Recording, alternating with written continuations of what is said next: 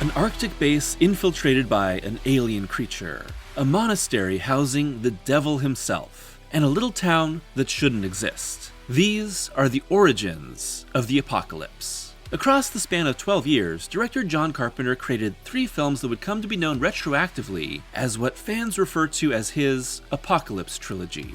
These are The Thing from 1982, Prince of Darkness from 1987, and In the Mouth of Madness from 1994. Each of which find Carpenter at very different stages of his career, with vastly different resources at his disposal. And while these 3 movies aren't literally linked to one another, they share a common bond of people isolated and trapped, facing mind and body warping cosmic horror, and coming face to face with a figure that could end the world. Yet Carpenter never repeats himself with these 3 movies. Instead, he explores how the world could end, both on a personal and global basis, through 3 different avenues. The horror of the body, the horror of the spirit, and the horror of the mind. These are 3 of John Carpenter's best movies, at times truly terrifying, but also incredibly entertaining. Moving from heroic sacrifice to extreme social anxiety to an almost gleeful embrace of the end of everything we know. It's only fitting for a man who had many of his greatest contributions to the genre, at first rejected until embraced as genius decades later. This is a triptych of terror. This is a creator's souring worldview laid bare. This is John Carpenter's Apocalypse Trilogy.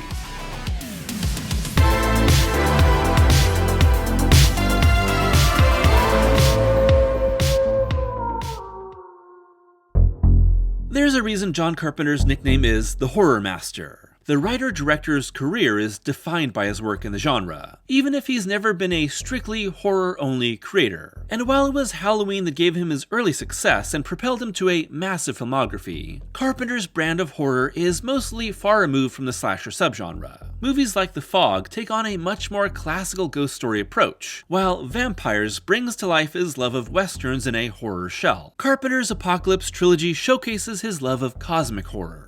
And while it's easy to call these films Lovecraftian for their use of body-contorting creatures and concepts that the human mind can't fully understand, Carpenter is a big fan in particular of British author Nigel Kneale, who created the character of Professor Bernard Quatermass, and stories like the TV serials The Quatermass Experiment and Quatermass and the Pit, which both have major influences on these films. Carpenter even attempted to work with Kneale at one point. As I explored in my Unmade John Carpenter Movies video, the director hired Kneale to write Halloween 3 at the end of 1981, right around the time he was also making The Thing. But the author seemed to hate both the Halloween franchise and Carpenter himself. It's the sort of don't meet your heroes moment that is one in the long line of many encounters that slowly soured Carpenter on studio filmmaking.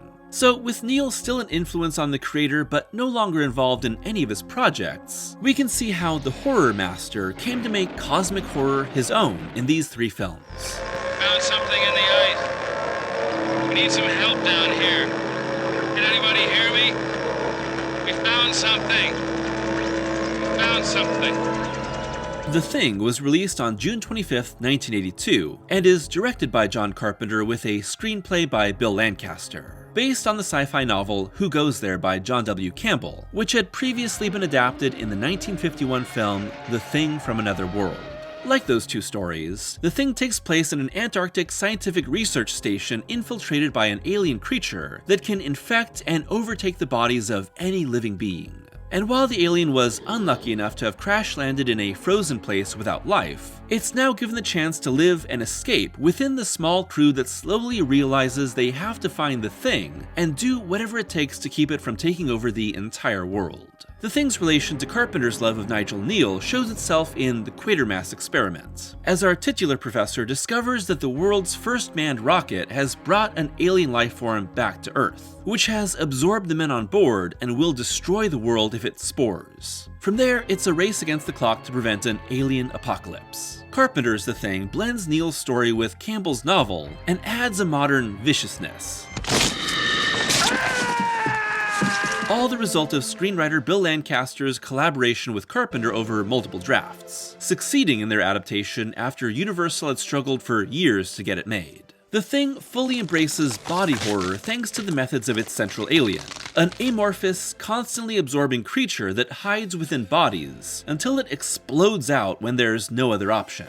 All those sickening, wet, stretching, and oozing forms were brought to life by special effects creator Rob Bottin, and there's few films in existence that are able to match Bottin's creatures here, which upend human and animal anatomy for creations that are just recognizable enough to be absolutely disgusting. It's a marvel of special effects work, with Bottin wanting more creatures on screen and Lancaster wanting less. The result is an extended tension that frequently pays off in the thing erupting without warning, as cinematographer Dean Cundy uses slow tracking shots and patient frames to emphasize the quiet, lurking danger within the base. With Universal Pictures producing, The Thing was Carpenter's biggest budget production at the time, and it afforded Bottin the money he needed for his creations, as well as a refrigerated set that created an authentic look of freezing temperatures and exteriors in Juneau, Alaska. This is a story about isolation, tension, and fear.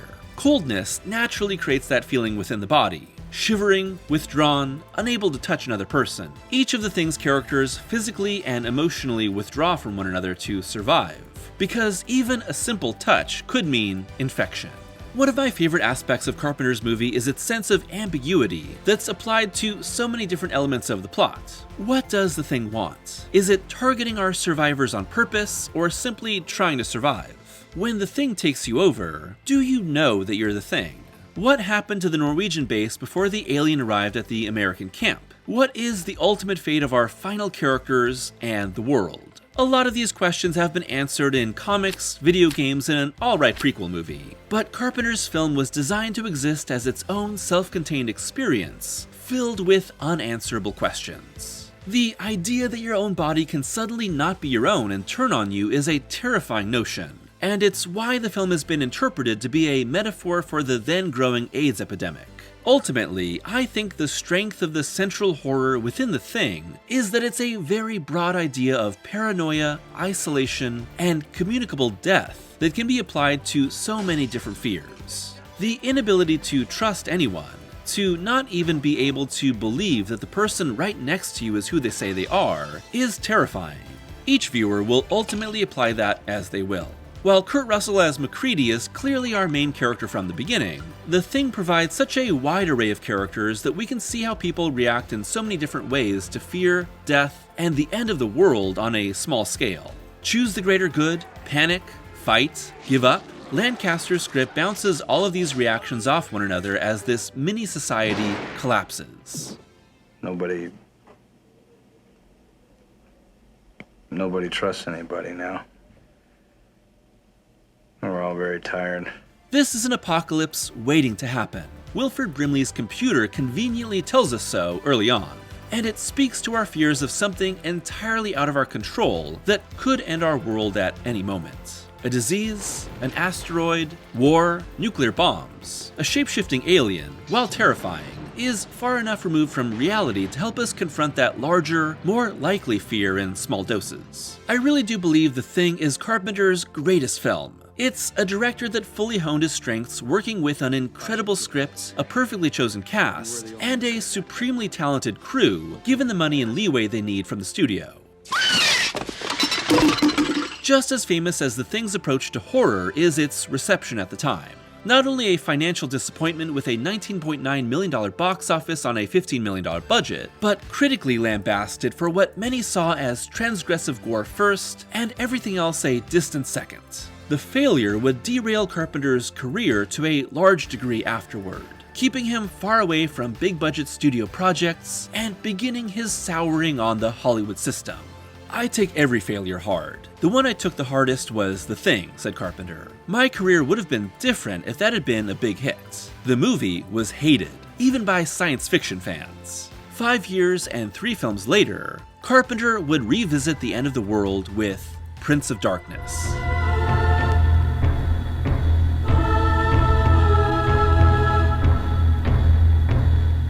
Made as part of a 2-film deal with Alive Pictures, Prince of Darkness was released on October 23, 1987, and sees a Catholic priest, played by Donald Pleasance, work with a quantum physics professor and his students to understand a strange object found in the basement of a Los Angeles monastery. That new finding just so happens to be a giant cylinder filled with green ooze. Okay, that's weird, but the ooze is actually the essence of Satan himself. And from there, Carpenter brings together supernatural terror with quantum physics as his characters seek to understand the nature of evil, all while the devil's influence spreads to begin the apocalypse. So yeah, Prince of Darkness is a much stranger movie than you might expect at first, but I also think it's John Carpenter's scariest. Its heady post-grad thesis meets flesh-ripping terror. Like most of Carpenter's movies, it's done with a great atmosphere that works on a very small budget, only $3 million total, with the production company giving the director full creative control over the film in exchange. In the wake of Big Trouble in Little China's failure, it was a needed change for Carpenter,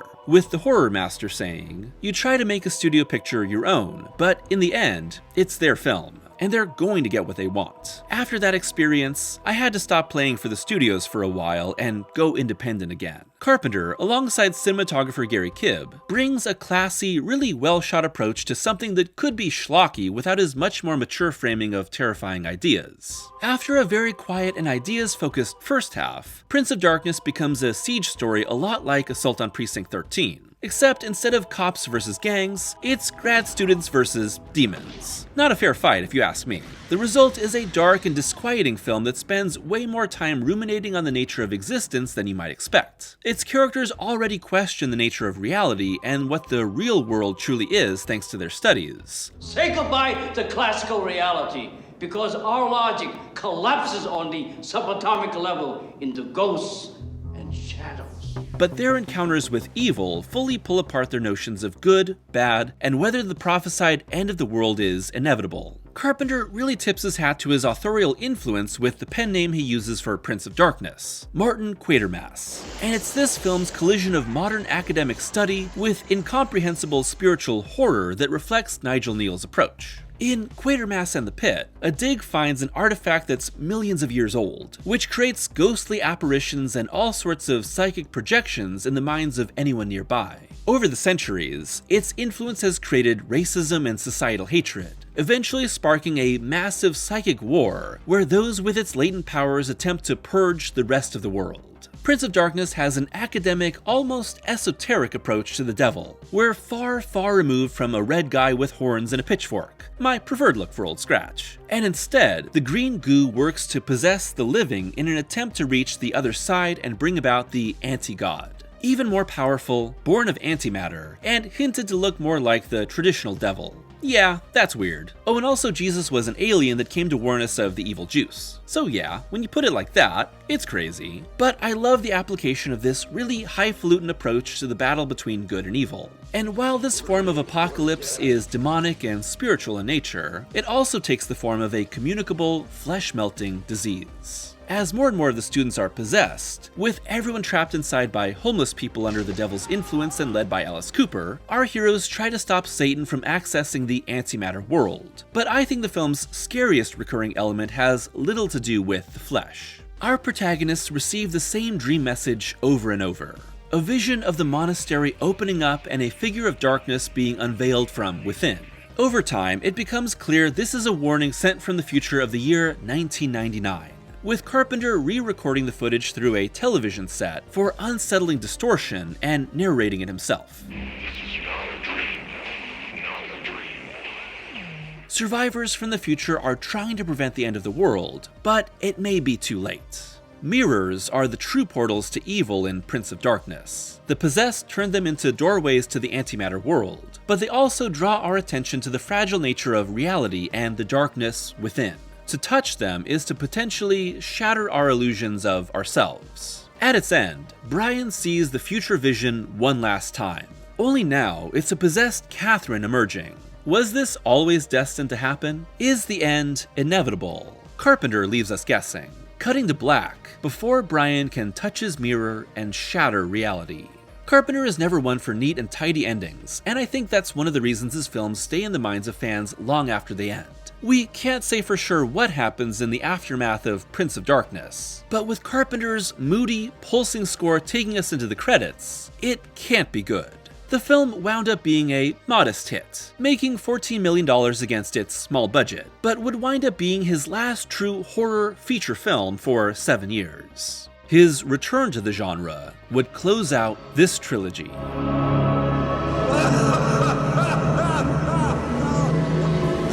Now on the other side of 3 more projects, including a failed TV pilot turned TV movie in Body Bags with Tobe Hooper, and his most miserable filming experience in Memoirs of an Invisible Man, Carpenter created what I think is maybe his most cynical film ever, in the form of In the Mouth of Madness. And I think that's really saying something. There's a deep undercurrent of cynicism running throughout Carpenter's work. The Fog is all about a modern town paying for the murder and betrayal at their foundation. Escape from New York offers little hope for peace or reconciliation. They Live sees burning it all down as the only true solution for society's problems. And In the Mouth of Madness sees the very concept of existence as truly, deeply screwed.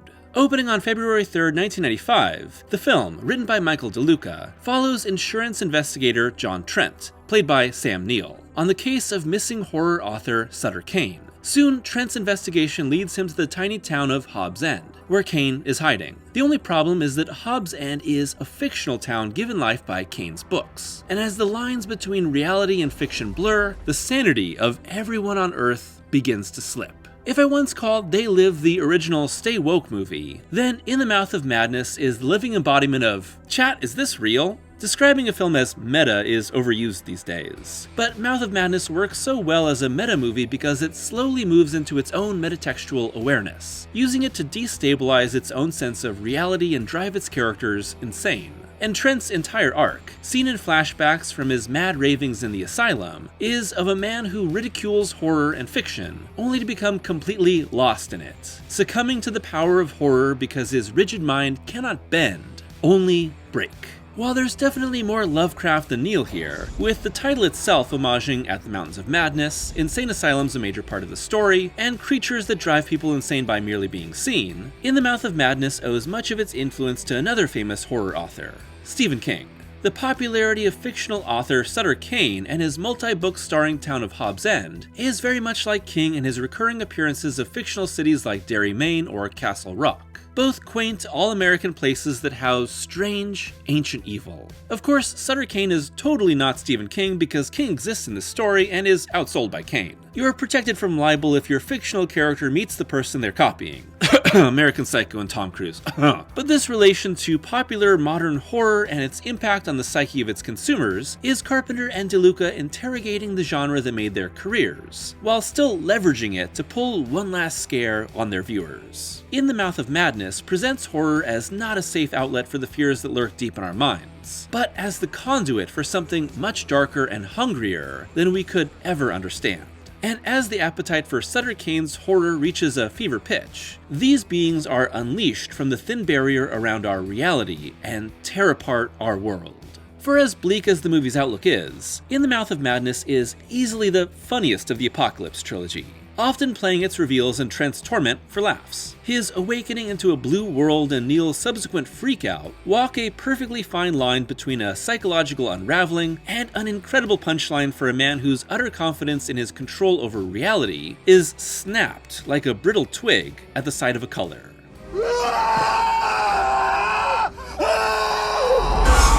And with a bigger budget of $8 million, Carpenter with K&B effects is able to craft more elaborate, mind-warping monsters, which are often still bathed in shadow to let us fill in the gaps in our minds. Still, I'd say the film's most effective moments of horror are its simplest. An axe-wielding, serene madman on the loose. A woman whose sense of self is slipping out of her control. A bike-riding boy trapped in a loop. Jürgen Prochnow somehow being more intimidating than real-life horror villain Wilhelm von Homburg. A recurring element of In the Mouth of Madness is Trent's insistence on the concrete, provable nature of reality. Sutter Kane's horrors can't be real. The madness contained within Hobbs End has to either be a media stunt or delusions. It's a sort of inability to reconcile your perception of the world with the terrifying reality of what's happening under the surface. And when Trent is shown that his reality isn't real through a brilliant montage, his mind finally, fully snaps. This is not a Sutter Kane story. This is not reality. Not reality. Not reality. This is reality. Not reality. Reality. This is why the first and third acts of the film are its best, as these focus on the investigation and fallout of the truth, instead of just having a bunch of creepy things happen. This is the horror of the mind, and the realization that our grasp on reality is much weaker than we believe, often held in place by beliefs we've never truly investigated for ourselves. When those pillars of our perception fall without anything else in place, the mind begins to crumble. And while In the Mouth of Madness didn't do well at the box office, making $8.9 million, this is Carpenter's last great movie, having the great performances, fantastic pacing, and layered storytelling that puts it alongside any of his best films. But its greatest trick of self-awareness makes this Apocalypse trilogy, at long last, complete. While the central creature or figure or terror is vastly different in each film, there's a recurring idea in each of these three entries, that the cause of the apocalypse has been here for far longer than what we realize. Possibly millennia, simply waiting to be unleashed. A frozen alien, a vessel of Satan, ancient gods. This was always meant to happen, and we are simply the ones unlucky enough to be here for it to finally begin.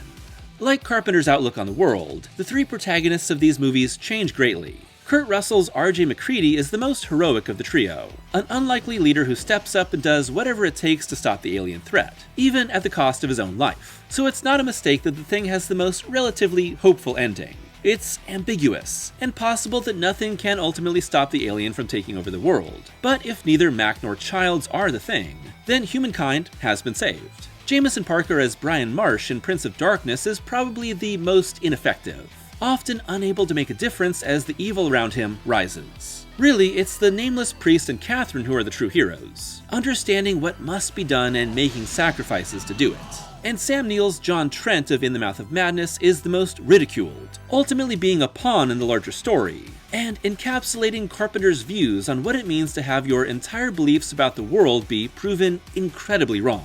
He's not even really a hero like the others. He's simply our main character who is subject to full understanding of his reality. But the tone of these endings work in complete inverse to their events. If The Thing has the most chance for the world to be saved, it feels the darkest. MacReady and Childs sit in the dark and wait for death as dread rises without any relief. People have asked who The Thing really is for decades, and while Carpenter says he knows the answer, not knowing is the point. Prince of Darkness ends a moment before resolution. Will the mirror stay intact when Brian touches it, or will darkness be unleashed? It's up to you to decide, but Catherine, Satan, and the anti-god are absolutely waiting on the other side. If you watch the trailer for Prince of Darkness, you'll see that Carpenter originally intended to end on a jump scare as the end begins. Pretty fun, but I definitely like how the movie ends unresolved. That's classic Carpenter. The horror master likes to send his audience out of the theater without things being completely concluded. The story continues with the horror still being out there waiting for you. And finally, the conclusion of In the Mouth of Madness, with the world already on the other side of the apocalypse and reality completely torn apart, is the funniest ending. With Trent laughing at the realization that he's a work of fiction, there's nothing left but to just let it all end. The end of every entry in Carpenter's Apocalypse trilogy is ambiguous to some extent, but either literally or metaphorically, the end has come for all of our characters. And that's about as true as anything can get when it comes to our anxieties about the end of the world. How will the world end? Will it be in our lifetime? Will we know when it comes? Or will it catch us without a moment to say goodbye to the people we love? These are the questions that can keep you awake at night and cling to what you hold dear. Because you never know when the end will come. But whether it's on a personal level or across the globe, we all will face our own apocalypse. Sometime, some way.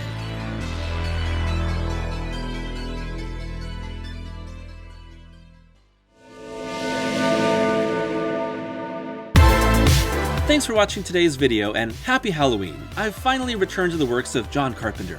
Many years ago, I did a video about The Thing, but in the time since, I've always wanted to come back to In the Mouth of Madness and Prince of Darkness, but I wasn't sure if I wanted to give them their own videos or not. So eventually, I was inspired to do a video on the Apocalypse trilogy as a whole, with Halloween being the perfect time for this. And yes, the Halloween season of videos is fully, truly underway. So I hope that you're ready for videos on lots of scary but fun topics. To me, the Apocalypse trilogy represents some of Carpenter's best work. I think that The Thing is his masterpiece, but Prince of Darkness and In the Mouth of Madness are both excellent movies, and they really do stand up to anything else he's made. And when you see them as part of the whole of this trilogy, there's a lot more interesting ideas that are floated about, as I talked about in this video. And if I had to rank them, I would put them as The Thing as number 1, In the Mouth of Madness as number 2, and Prince of Darkness as number 3. Although I'm never quite sure what my favorite Carpenter movie is overall. Big Trouble in Little China and Escape from New York are up there as well. But as far as horror goes, it's hard to top The Thing. I'd love to hear your thoughts on the Apocalypse trilogy and how you'd rank these movies, as well as your own interpretations of each of their ambiguous endings. As always, a huge thank you to my patrons for their continued support, and if you'd like to be a patron, it's only $1 a month for early access to every video, and exclusive Patreon-only reviews, with lots more reviews coming to Patreon for the Halloween season. So until next time, I hope that you're taking care of yourselves and having a happy Halloween.